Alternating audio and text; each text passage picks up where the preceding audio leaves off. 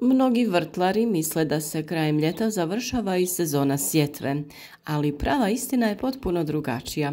Upravo kraj augusta i početak septembra otvaraju jedno sasvim novo poglavlje u vrtu. Vrijeme kada se siju biljke koje vole svježije noći, umjerenije temperature i kraće dane. Jesen je zapravo idealna prilika da produžimo sezonu svježeg povrća, a često i da dobijemo ukusnije plodove nego tokom vrućeg ljeta. Znate li da je određeno povrće slađe baš kada doživi prvi mraz? Neke biljke poput kelja ili blitve razviju posebne šećere u listovima kako bi se zaštitile od niskih temperatura. To znači da će salata ili kupus ubrani u jesen često biti ukusniji nego onaj iz proljetne berbe. Kraj augusta i početak septembra najbolje je vrijeme za sjetvu raznih salata. Matovilac, poznati kao zimska salata, odlično podnosi niže temperature i može se brati cijelu jesen, pa čak i tokom zime ako je blaga. Pored njega sije se i zimska zelena salata, rukola, endivija i radič. Ono što je zanimljivo jeste da salate posađene krajem ljeta imaju manje problema sa štetnicima nego proljetne, jer lisne uši i puževi tada polako nestaju. Špinat je još jedan klasik jesenske sjetve. Ako ga posijete krajem augusta, već u oktobru možete imati mlade sočne listove. Ako ga ostavite preko zime u vrtu, prezimiti će i na proljeće vas dočekati još jačim rastom. Malo je kultura koje vam 2 puta u godini daju rod iz jedne sjetve, a špinat je jedna od njih.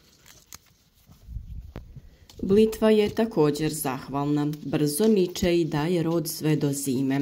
Posebno zanimljivo je što mlade listove blitve možete koristiti kao dodatak salatama, a starije za kuhanje ili dinstanje. Kraj augusta je pravo vrijeme i za sjetvu kineskog kupusa, raštike, brokule, pa čak i kasnog kelja. Kupusnjače vole svježije vrijeme, a hladnije noći sprječavaju da prerano procvjetaju. Jesenja berba kupusa često je bogatija i otpornija na bolesti nego ona proljetna. Većina ovih zelenih kultura lisnatih ne podnosi ljetnu vrućinu i brzo odu u cvijet kada su visoke temperature. Upravo zato sada je pravo vrijeme za sjetvu i njihov uzgoj. Ako želite hrskave i sočne zalogaje, sjetva mrkve krajem augusta odlična je odluka. Jesenska mrkva ima intenzivniju boju i slađi okus. Razlog je jednostavan. Tokom hladnijih noći biljka skladišti šećere kako bi se zaštitila od mraza, pa plodovi postaju prirodno slađi. Možete ju brati po potrebi za konzumaciju, a ako vam uslovi dozvoljavaju, možete ju ostaviti u tlu i tokom zime, neće joj smetati. Pod uslove mislim prvenstveno na pojavu štetnika u tlu, poput miševa i voluharica. Rotkvice su još brže, od sjetve do berbe često prođe samo 3 do 4 sedmice. To znači da ih možete posijati nekoliko puta do kraja jeseni. Rotkvice iz jesenskog uzgoja imaju blaži i prijatniji okus nego one proljetne, a to je zbog sporijeg rasta i ravnomjernije vlažnosti tla. Septembar je idealno vrijeme za sjetvu bijelog luka. Posadite češnjeve sada, a na proljeće ćete imati krupne glavice. Luk posađen u jesen bolje razvija korijen i otporniji je na sušu. Osim bijelog luka možete sijati i luk srebrenac, crveni zimski luk koji prezimi u zemlji i spreman je za ranu proljetnu berbu.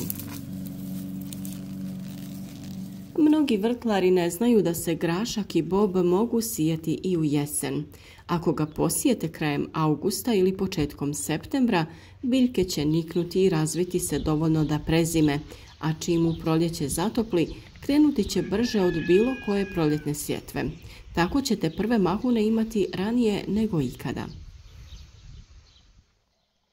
Jesen je i odličan period za sijanje začinskog bilja koje voli hladnije vrijeme, peršuna, mirodije i korijandera. Peršun posijan sada može se brati cijelu zimu ako se zaštiti agrotekstilom, a na proljeće ponovo buja. Zanimljivo je da peršun bolje niče u kraćim danima, dok u vrućem ljetu često sporo klija. Zašto je jesenja sjetva posebna? Osim što produžava sezonu i omogućava svježu hranu čak i zimi, jesenja sjetva ima još nekoliko prednosti.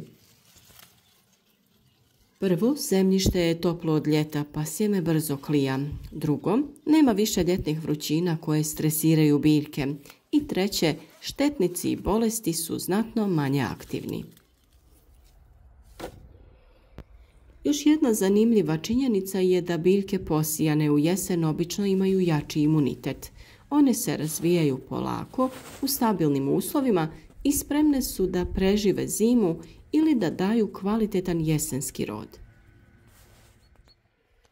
Kraj augusta i početak septembra nisu kraj sezone, već početak druge, jako važne faze vrtlarenja.